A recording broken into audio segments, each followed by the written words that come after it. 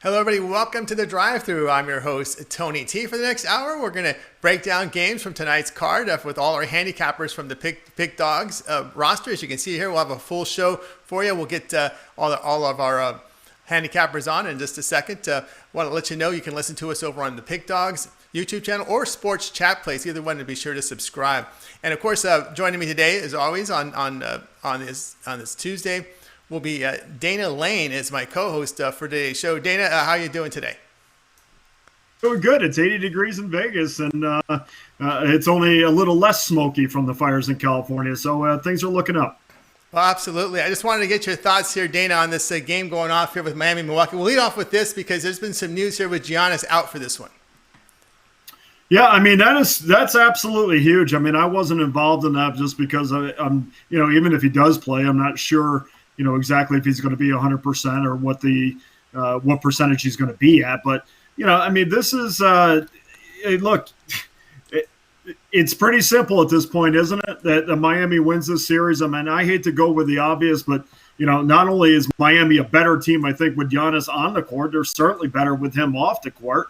And it's all going to be in the first quarter. We've been saying this the whole series. Is Miami going to do what Spoelstra loves to do? Is his shooters going to come out and set the tone from the perimeter for the rest of the game? And if they do that, it's lights out for Milwaukee. Yeah, absolutely. It looks like it can be that for this Milwaukee team. And, I just think if you're from a betting perspective, I just think, you should have bet this earlier. If you like Miami, there's no way you can play it at 4.5. It was too earlier. And if you see Giannis in the cash, you should have known he was going to sit out this game. Yeah, I mean, there was nothing that came out. I mean, this is why we talk about how important it is to, watch your press conference and kind of get involved, maybe even local. And one of my favorite things to do is listen to local radio broadcast, and they really have the insight. And of course, I know, some guys across the country that are beat writers, which really give you, an idea of what it is and what isn't going to happen. But there was nothing indicating that Giannis was going to play in this game. So, Miami went from 3 to 4.5, back down to 4 a little bit. But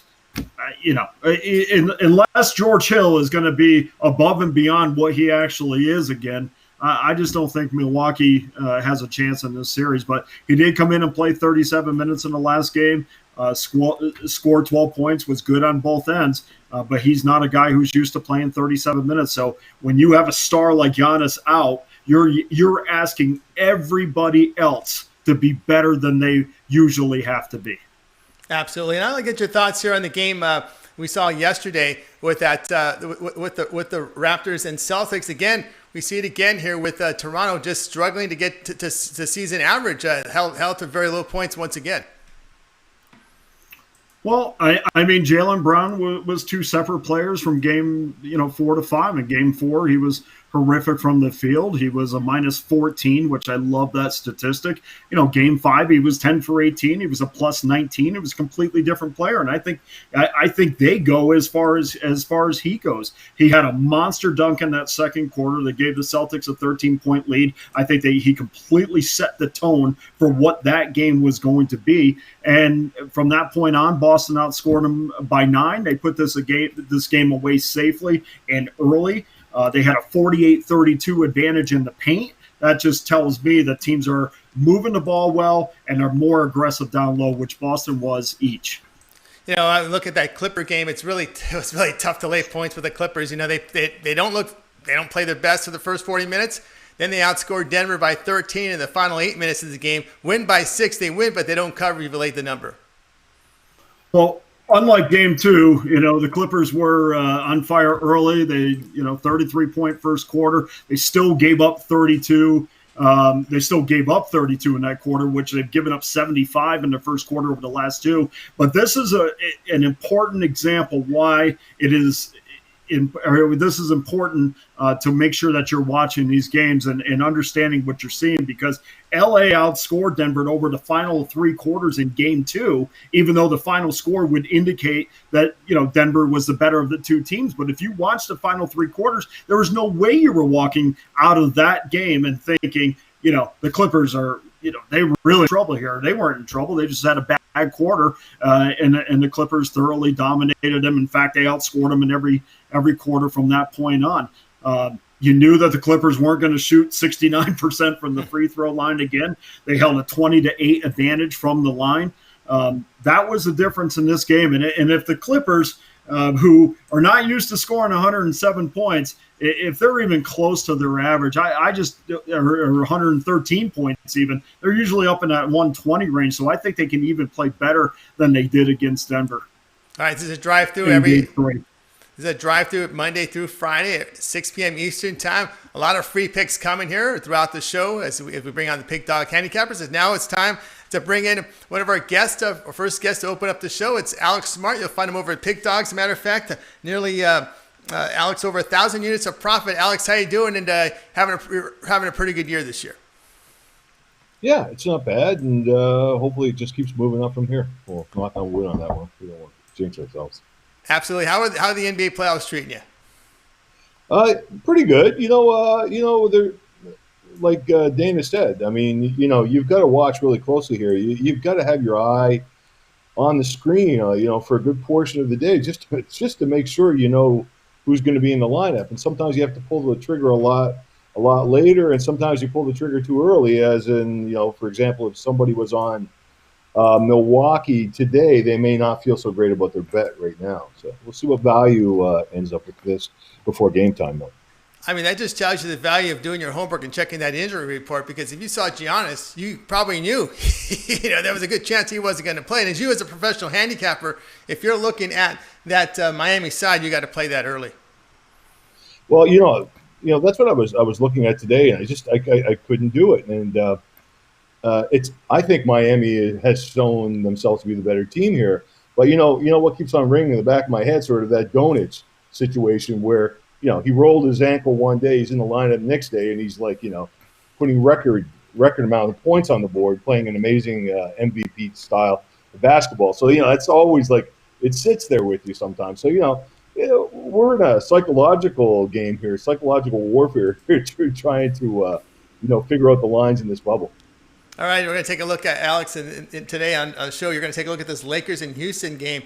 It did open up Lakers 5.5. It was sitting at 5 a lot, but we've seen some money here this afternoon come on the Rockets. LA laying 4.5. Total sits here at 222. And of course, I'm always nervous giving the Rockets, over a possession because of their ability to shoot the basketball. And of course, the Lakers, everything went for them in game 2. 57% from the field, 12 of 27 from 3. And if they don't shoot, it can be difficult for them to cover this number. But how do you see this one?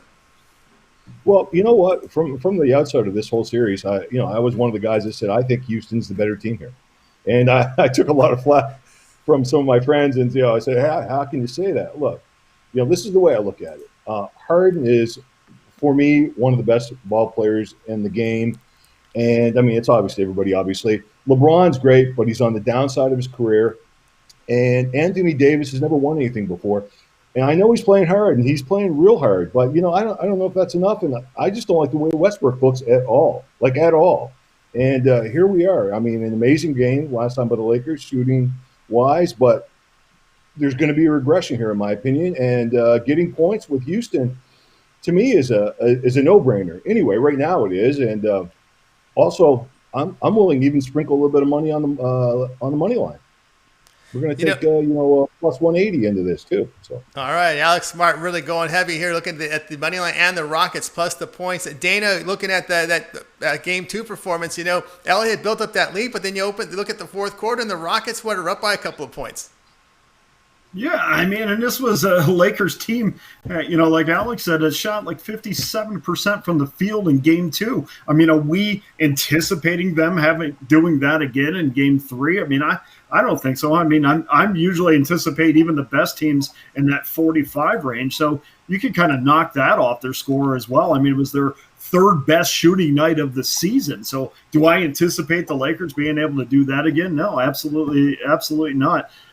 This is a pivotal game, at least historically, for the Rockets, because when they've won Game 3 in a series, in a playoff series, they're a perfect 7-0 in that series. So this is, at least from a historical standpoint, a big game from the Rockets. But, I'm with Alex. I will say this. I mean, LeBron James seems to be taking a lot more charge than he has in the bubble. I mean, I've watched almost every Laker game, and he's really filling the lane. He is out in transition quick. I mean, there was some points where I kind of felt like, that time when Kobe says, "Fine, you don't want me to shoot. I'll just be a guy that's going to give the ball up and distribute it."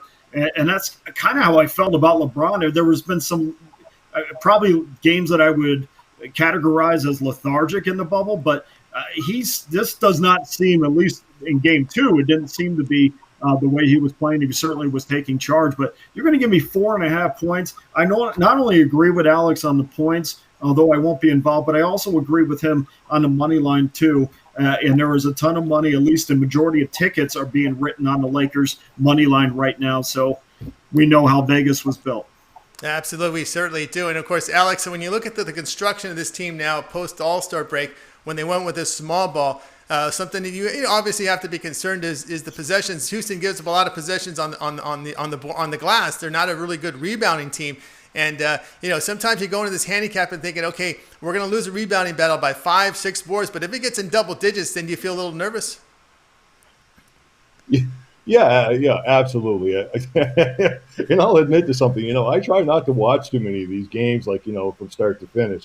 I'll tune in from time to time, and I'll be the ESPN guy in the morning, because I find it's just too much information for my head to log at any one time, and they all sort of join together. And I've made these mistakes earlier on in this lifestyle I've chosen, and people sort of laugh. They say, "Well, you don't watch a game, so how do you know?" Well, I mean, hey, the numbers don't never lie, and you can just get a feel for a game just by watching a recap. Yeah, you can really do it. And the thing is, if you have streaming services, I've watched the replays of the games today. I mean, NBA TV, or if you have the Streamcast, a lot of the streamings will show you, and I like it because they'll show you a 1 hour recap of the broadcast of the entire game, cutting out a lot of the nonsense. So there's a lot of information you get during the day. Yeah, exactly. I just look at myself like a biological computer. You don't want to overload your computer. I want to get into my 60s and 70s and still be a little bit apprehensive about stuff, aware, and too much information sometimes sort of, just clogs you up. So, keep it simple, stupid is my theory. Yeah. So Dana, are you obviously you can't watch everything. It's impossible to do that. But you do like to do a little recaps. With the streaming, you can get the streaming recaps now online. How much of that do you take into account, or times you sit down and watch the game from start to finish? Listen, it is, I'm the opposite of Alex, and that means I'm going to probably have about 5 good years left of my life, because I'm so OCD about, did I do enough? Did I prep enough? Did I watch enough? And sometimes you try to condense it down into, okay, these are the keys to the game. Like, for instance, I wanted to see fast break points. Well, the last game, the Lakers clearly had the example, or had the advantage in fast break points against Houston. And that I like to see a team win that battle, because that tells me a lot about, Houston's ability to stop them off a transition, pace of play, which also goes into whether or not I want to get involved in the total. And so I do have to, look, Tony, I can't watch BYU Navy, NBA playoffs. I can't watch the Golden Knights tonight, or I couldn't watch the Islanders tomorrow. That you do have to pick and choose, but I just want to make sure that I know, on the back end too. And this really is my issue, because I'd rather be like guys that, go through and kind of pick out, what they're looking for, because to me that they're the smarter of the two. I'm always the guy that's got to study, because I'm not smart enough to be able to 30 minutes and really just pick things out of the air, what I'm looking for. So, it's, I wish I could do that, and really, I don't know if what I do is better or anybody else, but it's whatever works for you. And ultimately, like Alex said, the numbers don't lie. And if he's winning this way, well, I'm pretty envious. And I will add one thing to that too, Alex. You have I remember the old Stardust, and I'm sure you've been in the Stardust many times. And one day you walked into the Stardust, and there was a little room off to the left-hand side. And in that room was all these computer pages that were printed out of information. And I remember as a novice bettor, coming to town in 93 thinking to myself, well, why would you give the bettor all this information? Well, the reason why you give them that information is to overload them, because just because you have information doesn't mean you know what to pick from and what to choose from and what to apply to your wager. So they give you everything to further confuse you. So to your Alex, you probably do it way better than I do, because you're just looking for certain things. You get it or you don't, and then you make your opinion. Me, I'm a freaking mess for 24 hours a day, and crossing my fingers I make the right choice. Well, I don't think you're making a mistake, Dana. I've got some good friends who strictly do baseball, imagine, and from inning 1 till the end of the game, even extra innings, they've got 6 games, 8 games, 10 games up on a night. And they look at the replays and they look at everything, and they do very well for themselves. So, it's just what I do. And, there's been success. I will also say this, Alex, because I think this is interesting to bettors that are watching us.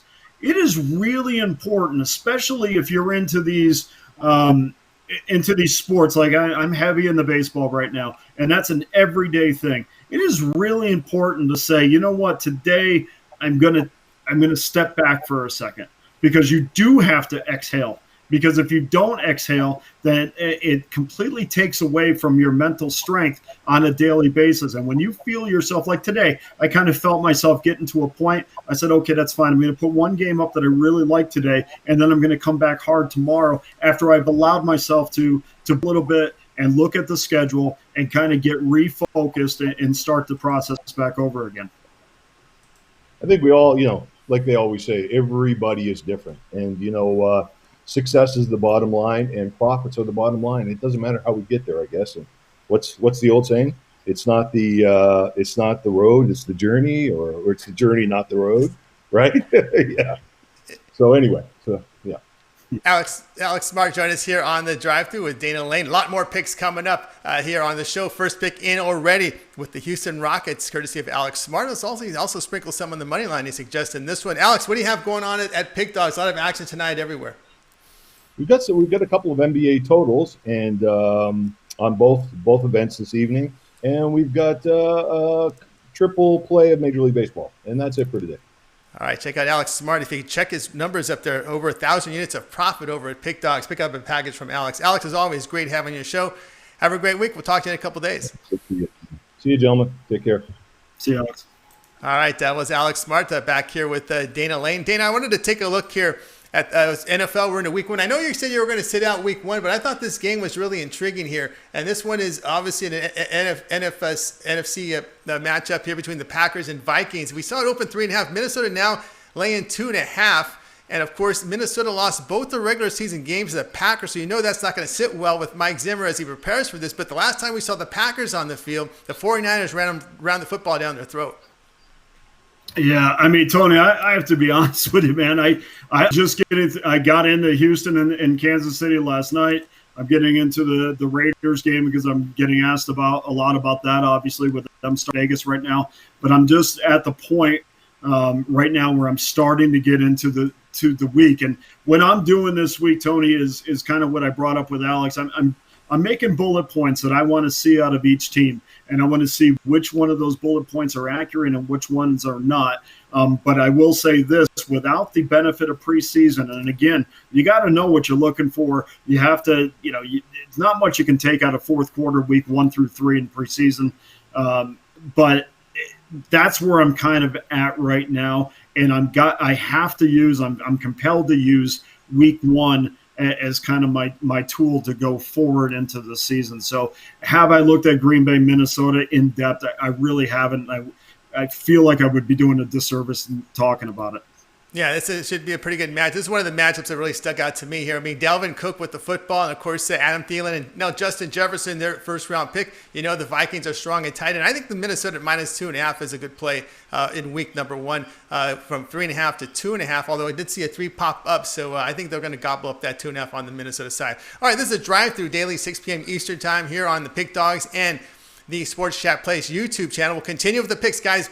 Bunch of picks coming up for you right now, and let's welcome the show. You'll listen to him every morning here on these YouTube channels. That's Rod Zawacki on the morning show with Mitch and crew. Rod, how you doing this afternoon, evening? Trying to stay warm. Chilly here today, but other than that, it's a good, nice day. Yeah, pretty nice day. A little chilly, a little freezing temperatures where you're at. Oh yeah, a little -2 this morning. I woke up to. You have to scrape the car if you wanted to go anywhere. Oh my goodness, yeah. Just out here where Dana's in Vegas, I'm in SoCal. We're in triple digits, so well, it's pretty warm now. Ron, you were pretty good with that play yesterday with the Islanders. Yeah, the Islanders were definitely looked a little bit tired, and Tampa just looks that good. Like I don't know what the Islanders are going to do to come back to combat that in game number 2, but we definitely seen the Tampa offense wake up and popping a lot of goals. Holy, doubled the total on that one. Dana, what'd you take from that game 1 between Islanders and Tampa?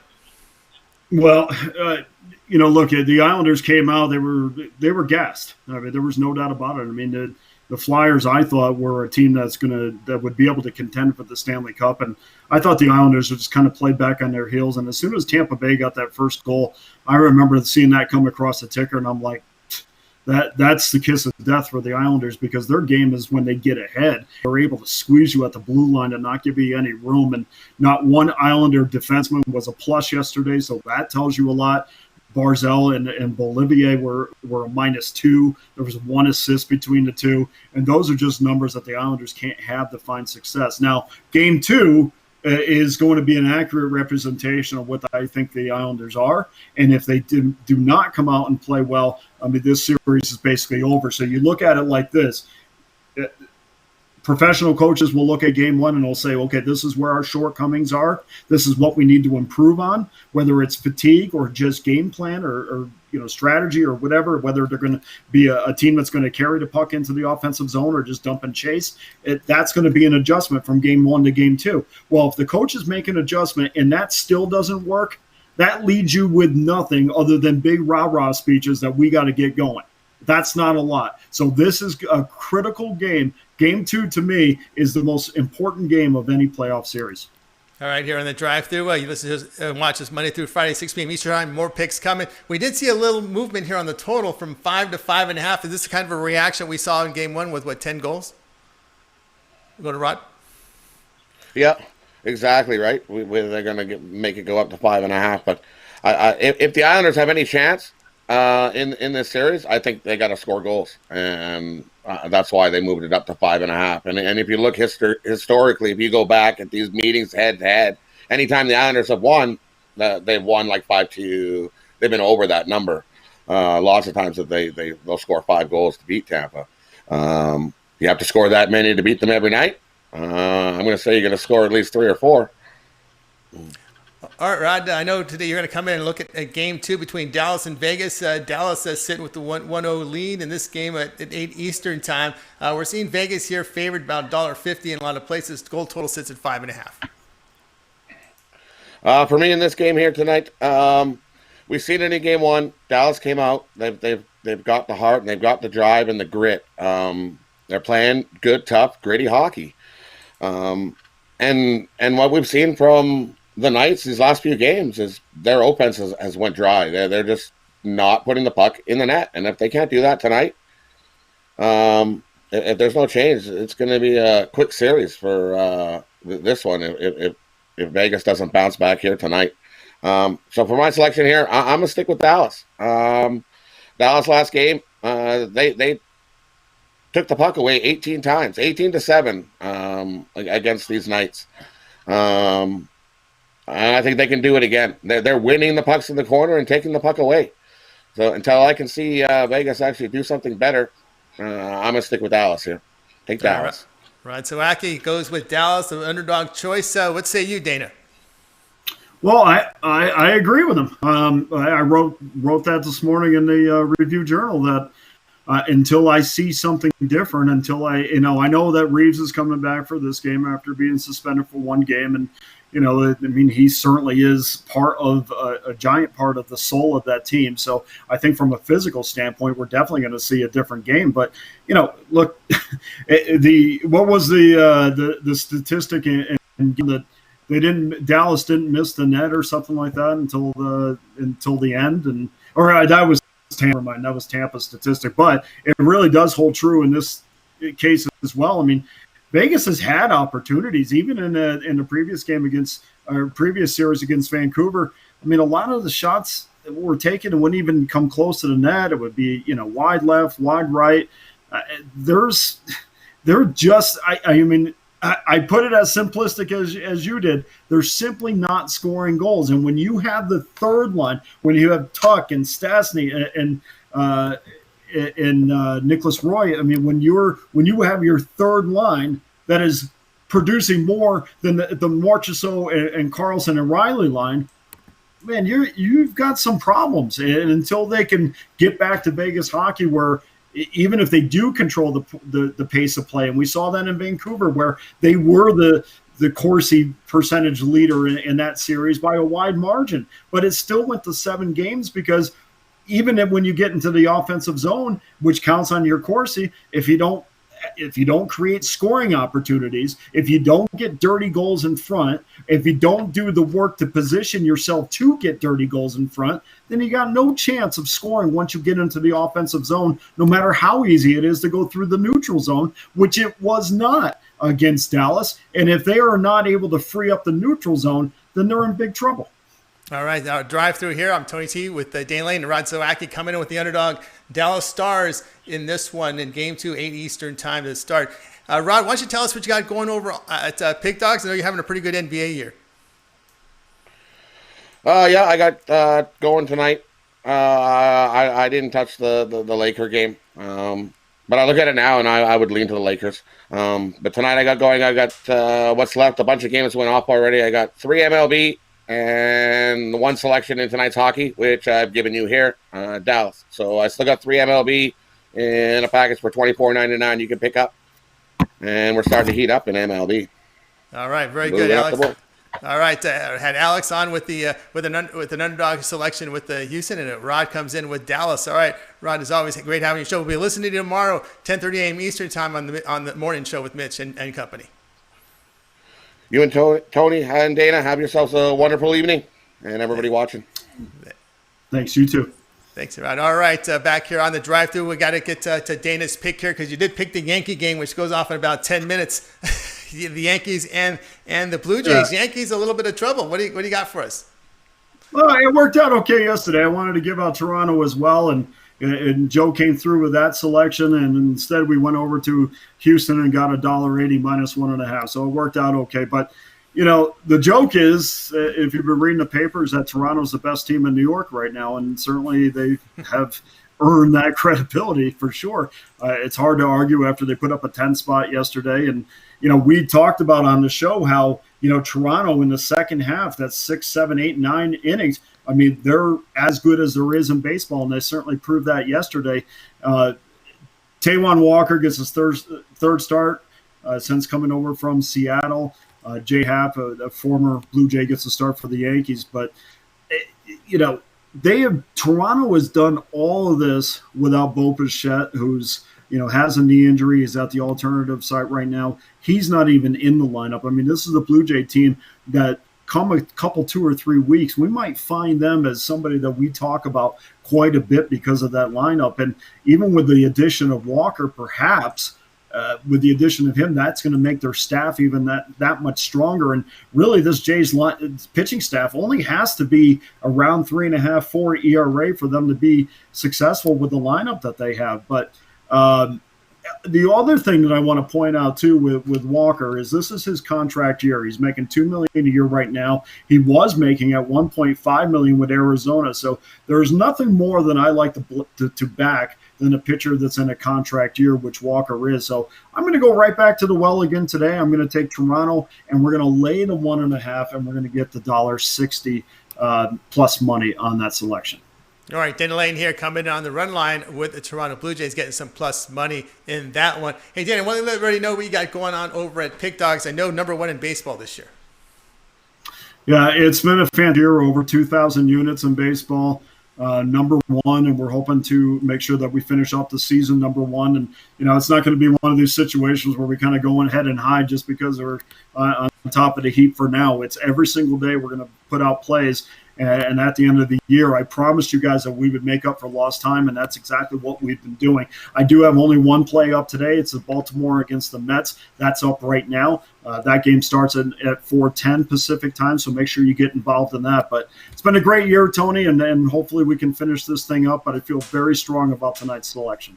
All right, check out Dana Lane over at Pick Dog. Get that selection from him right now. #1 documented over at Pick Dogs.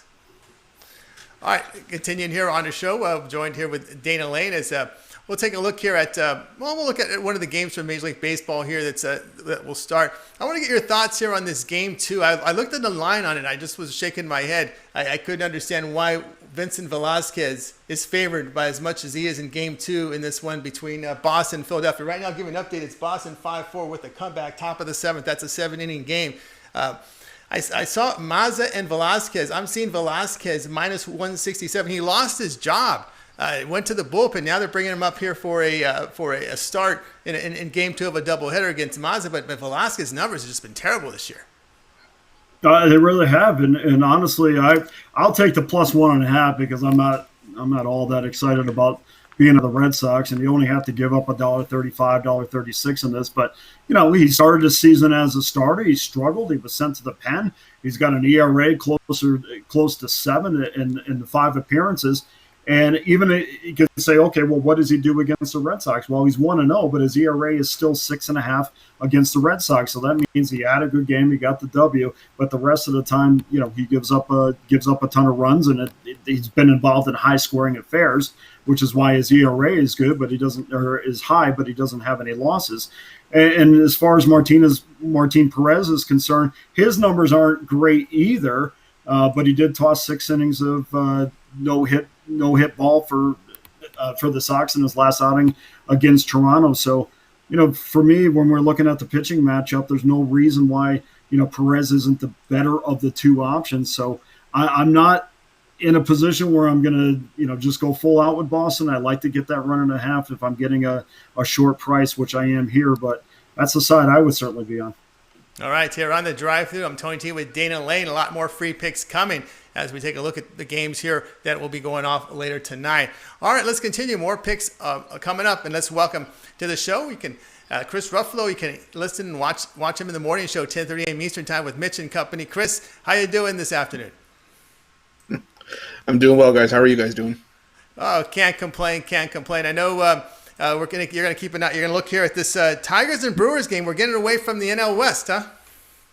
Yeah, I'm a bit jet lagged from flying over and coming back to the East Coast, but yeah, I mean, this line baffled me this morning when we covered it on the live show, and I'm still trying to figure it out. I mean, why we're giving up a $1.45 with the Brewers with Adrian Hauser on the mound? The only angle I'm seeing is that Spencer Turnbull for the Tigers walked and gave up 5 apiece in 4.1 innings last time out.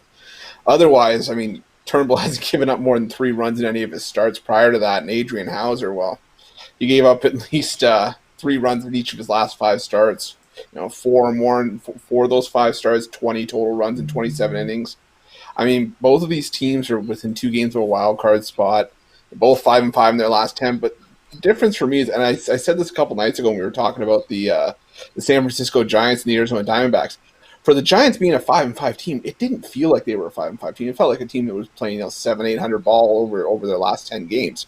And I think it's the same thing with the Tigers. I mean, maybe it's because there were a lack of expectations coming into the season for this team that many expected them to finish maybe with playing 300 ball at best. I mean, I don't want off on a tangent, but I mean, either way, I think the Tigers are hitting 261 at home, Brewers are hitting 216 on the road, and with a pitching advantage for Detroit, I see this game as a coin flip, and getting plus 135 with the Tigers sounds good to me. So give me Detroit. Yeah, Dana, you look at this Milwaukee lineup hitting only 207 against right-handers. Hauser in his past 5 games gave 20 earned runs in 26 innings. Do you see something fishy with this line also? Yeah, I don't want anything to do with this. I don't like either one of these pitchers. We saw them go against each other last Wednesday. They were both horrible. This is a Brewers team that has been either at 500 or at least 4 games under, somewhere in between there, all season long. I never know what I'm going to get out of Milwaukee. I never know, is this the game that the big guys are going to start breaking out and start maybe even forcing themselves towards the 250 mark even. I mean, I'm not even talking about 280, 290, which they should be at. I mean, their big hitters in their lineup are barely over 200, and I don't know. I mean, I know that Braun can hit. I know Yelich can hit. We know that. I've seen Smoke hit, although I've seen him strike out 1,000 times as well. I know that there's potential in this, but just when you start to have some feeling about Milwaukee, some positive feelings towards them, they absolutely fall apart. And they're never a team that you can lean on or lean against. But for me in this, when I saw Hauser and Turnbull absolutely just stink up the joint, you might as well take the plus money with this because you have a great chance. The Tigers started the season 4-10 at home. They've won 5 straight games at home. All 5 wins have been against quality opponents, and they play a Brewers team that is just so up and down, and you have no idea where they're at and whether or not they're. I'm not laying $1.45 with this team that I couldn't tell you what their identity is. So they're mostly a go against for me because I still have no idea who the Brewers are. Chris, you talk about the Tigers that you mentioned they're hitting. You look at the numbers; they're above average in the top half of the league in both runs and run production and team batting. Who would have thought we'd be saying this with the Tigers and Brewers? Tigers a much better hitting team. Yeah, I was going to say, if you give me 100 people, I want to see a show of hands, I'd probably say less than 10 of people who envision this for the Tigers coming into the season. But it's like I said last time we were talking about the Tigers, they still have a lot of young pieces. They've got Candelario, they've got Jacoby Jones, they've got Nico Goodrum, guys that can produce hits when they have to produce. Miguel Cabrera, unfortunately, he is getting up there. He's going into the twilight of his career, but he's shown that he can still produce as well. I mean, we're not going to see this team put up like Dodger-like numbers of when the Dodgers are going on that 43-9 run, but they're still going to be able to play 500 ball consistently if they're going to keep producing like this. I mean, this is still a team that knows what they're doing. The pitching staff needs to get better, but if the offense can produce, they can at least give themselves a shot. No fans in the stands. Do you think the impact of that is more so in the later innings when there's a lot of pressure, to close out games for the opponent? Or if they have a runner on base, late inning situations. I'll go to Dana first on that. It's really hard to tell. I mean, I kind of thought about this a couple times back, 100 years ago when I used to play baseball with my, my single leather mitt and. But I don't know, Tony. I was on the field and I kind of didn't hear the fans, and baseball was very serious back in New York, and the only thing you heard once in a while is the mom you didn't really want to hear from, but other than that, you were so focused on what was going on in the field, and look, the fans aren't there to push for or against you, but you're still hearing a lot of chirping from the dugouts. That creates a different kind of feeling inside. And we've seen it a lot of times that there's been some, dust-ups on the field that may not have been if the fans would have drowned some of that chirping out. So I don't think it really has that big of a deal. I think you'd actually have to ask the players on an individual basis. But, certainly there's an element where players, we see this in the NBA where you can't really factor in home field advantage, home ice advantage in the NHL.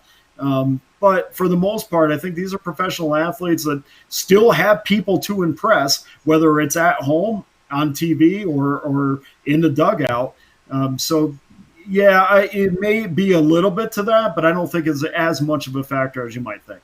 Chris, you think the fans' least amount of impact in baseball than the other major sports? Yeah, I was actually going to make that point. I think, you take your basketballs, whether it be professional or collegiate, same thing with football and even hockey. Those three sports, I think, have the most weight for fan involvement and for the tangible effect that having fans in the stands has. Baseball, I mean, Dana hit it right on the head. I think that it's more situational pressure. I think, you have a reliever that's going to come in with the bases loaded and one out in a one-run game, like the bottom of the eighth. He's still going to feel the same pressure whether there's fans in the stands or not. I think it's just going to be as to whether or not, the fans are going to get in his head. But, I mean, they're still professionals. I mean, a lot of these guys tend to drown that out, have that ability to drown that out. I tend to think that that's the case, but that's where the human element comes into it. These are still people at the end of the day, Absolutely, no doubt about that. Of course, the NBA, where you have the referees within arm's distance of some of the fans, I'm surprised how they let the fans that close to some of these refs. It's amazing they allow that. All right, here on the drive-thru with Dana and Chris Ruffalo. Chris, I know you're having a great year. Go ahead.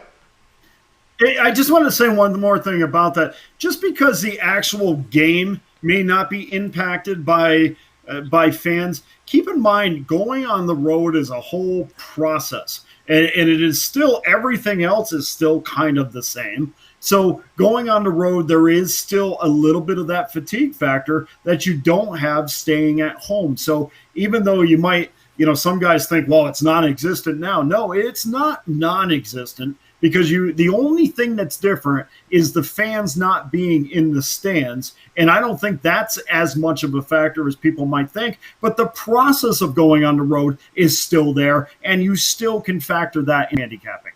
Absolutely. Here, Dana Lane joined me here with Chris Ruffalo. Chris, I know you're having a fantastic year in Major League Baseball. I looked at the numbers, document over 700 units of profit. What do you got going on right now with Pig Dogs?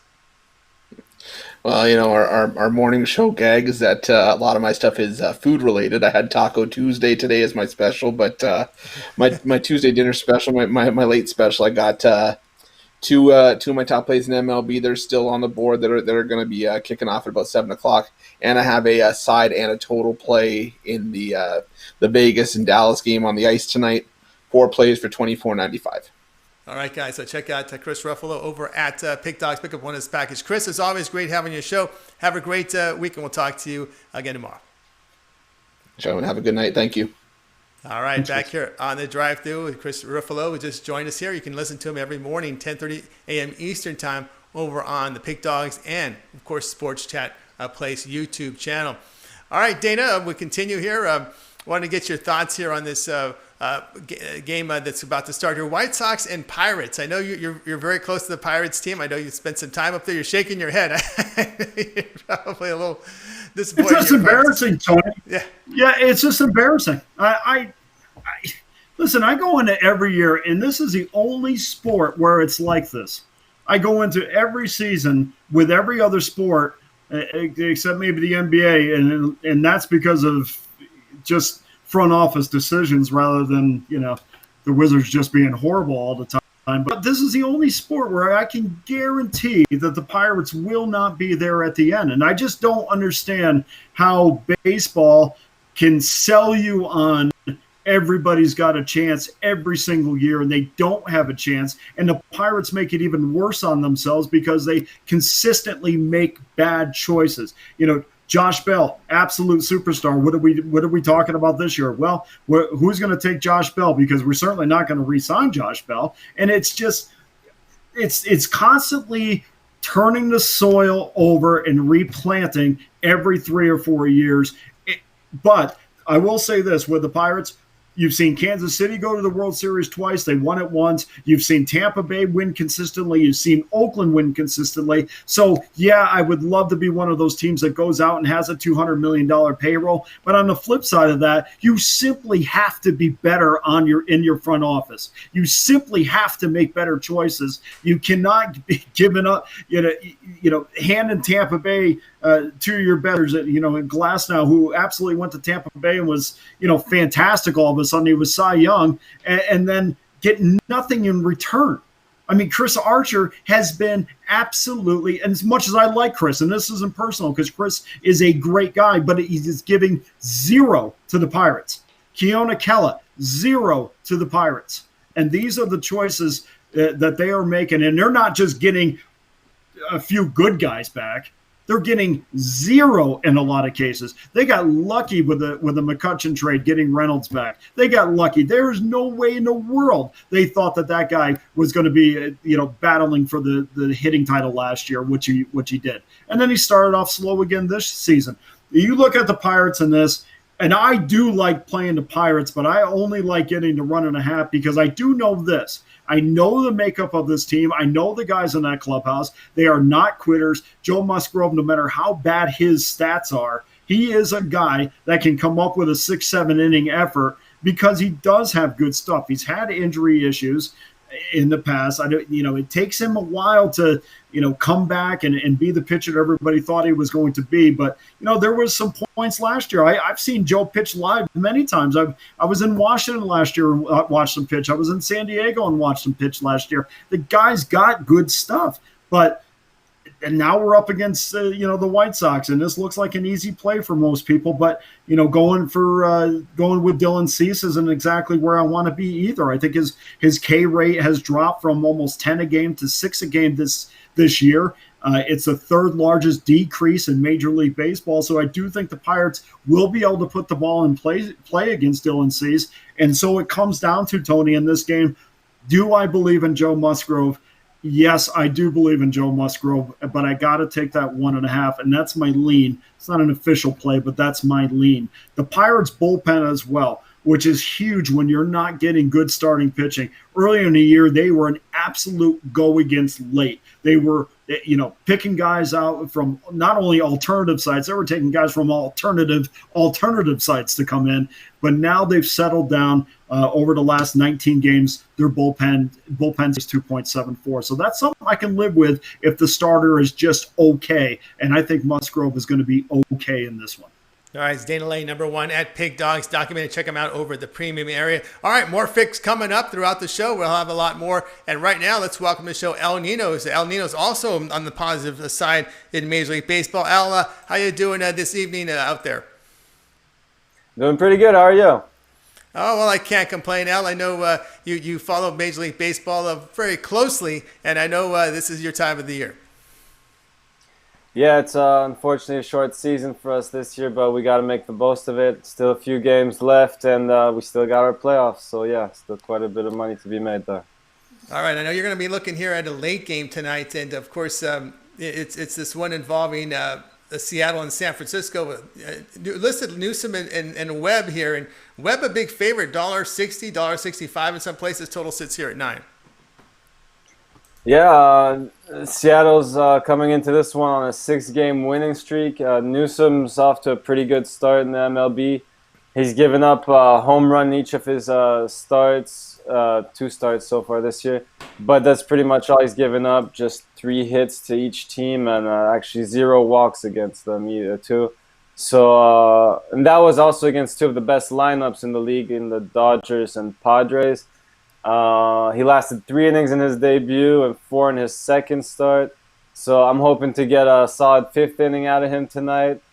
Webb, he's walked a few batters, and that can be a problem against this lineup.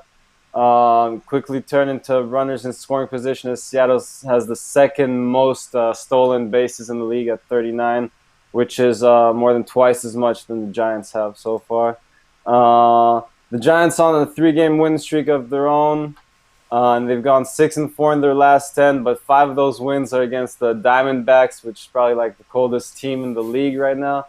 And Webb, he was off to a good start this season, but he's given up at least 1 run each of his starts, and 9 runs in his last 2.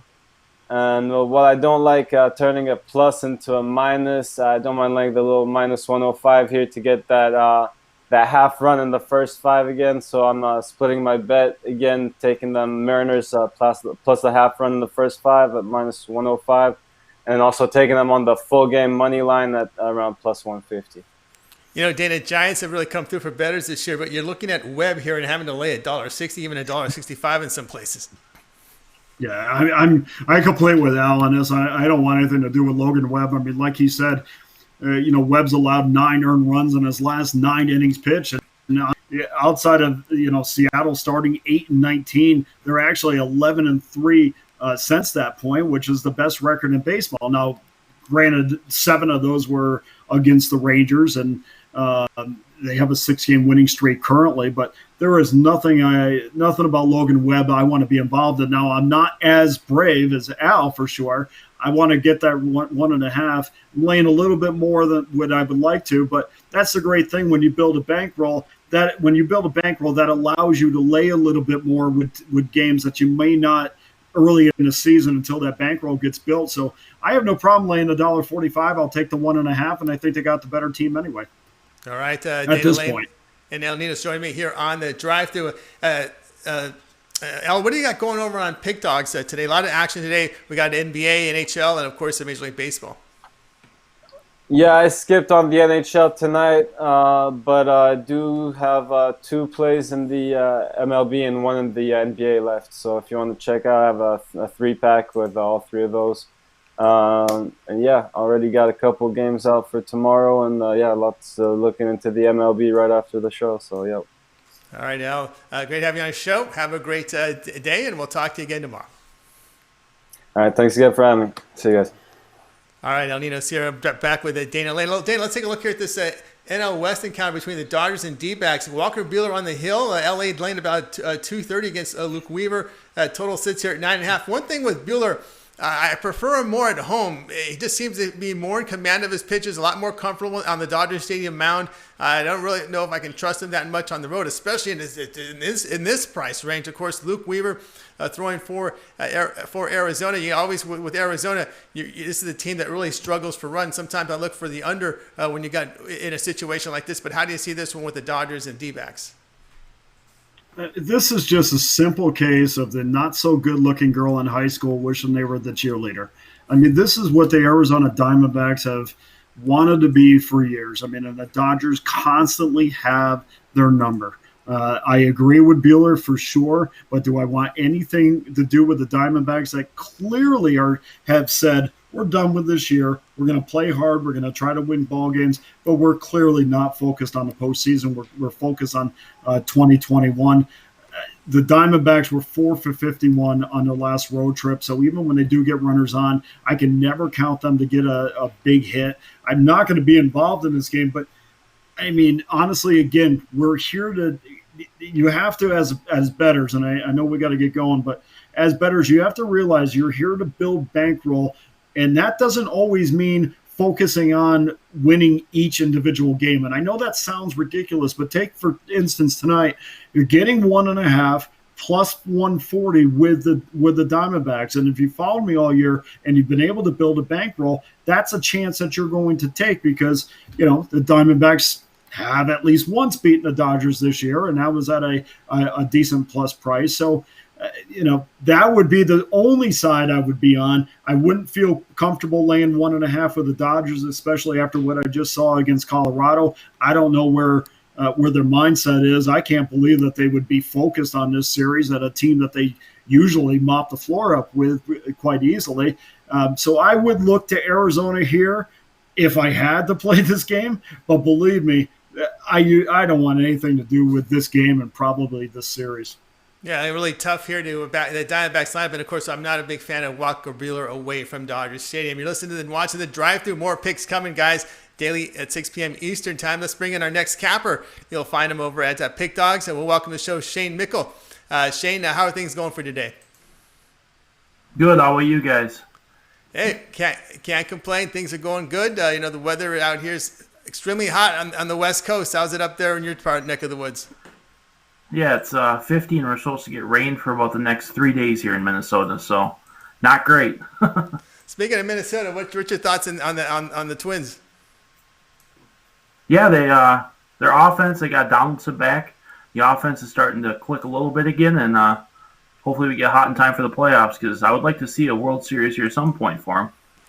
Yeah, that'd be nice for that. All right, we're going to take a look here at this Marlins and Braves game, and I wanted to set it up for you here. This one will be starting at the top of the hour, 7:10 Eastern Time. The Sixto Sanchez, who's been impressive the last 2 starts against Wright, who has been a mess. But it's Atlanta favored in this one, about $1.16. Total sits at 9.5. Yeah, the last time, it might have been the last time I was on the show, but the last time that Sanchez started, we went with him. He had another great outing. He didn't get run support. This game, I think Sanchez can have another great outing, but he doesn't get the run support. Kyle Wright hasn't had a start since the 14th of August, and in that start against the Marlins, he went 2 innings and walked 6 batters. They set him down for a little bit, and I don't think the sit-down is going to help him at all. I see a lot of runs coming for the Marlins in this game. All right, we got Shane Mickle here to join us. Danny, looking at this Wright, it's been real difficult for him this year. I think he's 25 earned runs in his 21 and 3rd innings. It's been a difficult time for this righty. His walk rate 18%. It's been crushed by the home run ball, and of course you got a youngster here on the mound in Sixto Sanchez. Well, he's been having problems with the home run ball simply because he gets behind in the count, and he's got to come in with fastballs, or he wants to get even with the count. I mean, this is a guy that has to. If there's ever a pitcher that has to get ahead in the count early, I mean, it is him for sure. And for the Braves, let's see what we get out of them, because of course Max Fried, who is probably their best pitcher, not probably, he is their best pitcher. Went on the IL today as well, so they are in desperate need of starting pitching. I know Sanchez is highly touted. He came over in the Real Muto trade. Everybody really likes him, likes his arm. He was a top prospect in the Phillies organization. I'm going to stay away from this because there's too many other odds other than getting involved in a play. So this is a no play for me. All right, Shane Mickle, number 1 in the NBA, documented over at Pig Dog. Shane, what do you got going here over at the site? Yeah, we got a 3-pack tonight that's going to kick off in about a couple minutes. It's got 1 NHL, 1 MLB, 1 NBA, and I did just lower the price of my rest of the season for the NBA package for $99. All right, so check out Shane Mickle over at Pig Dogs Premium, and of course, number 1 documented in the NBA. You're really seeing it this season. What's been hitting for you? Totals. I've locked in on the totals, and I guess I've been getting hitting them, so it's been good. All right, very good. All right, Shane, it's always great having you on the show. Have a great day. Good night. Continue that profit, and we'll talk to you in the next appearance. Sounds good. Have a good night, everyone. Thank you. All right, back here on the drive-through, joined by Dana Lane. We'll have some more picks coming up for you in a second. I want to get your thoughts here, Dana, on this one. To me, this was the toughest game on the board to cap. The Angels and Rangers. Check it was Heaney on the mound for the Angels, and of course for Texas, Lance Lynn. And we see the Angels laying $1.26, total 8. I know Lynn's been a little rocky last start, but Heaney put up some good numbers. But man, it's tough to lay. It's tough to lay the Angels on the road. Yeah, absolutely. I mean, I getting the plus money with the run line here, so that would be my lean if I was to put it up on the website. But the Rangers have lost 6 straight games. They've lost 18 of the last 24, going back to the 16th of August. 13-27 is the franchise's worst record in 40 years. So even though Lynn is the attractive option in this matchup, which the bettors, I'm looking at it right now, I mean, the percentages of wagers are certainly on the Texas side. But, hey, at 17-25, the Angels are only 4.5 out of the postseason race. So, they're probably, they have not given up.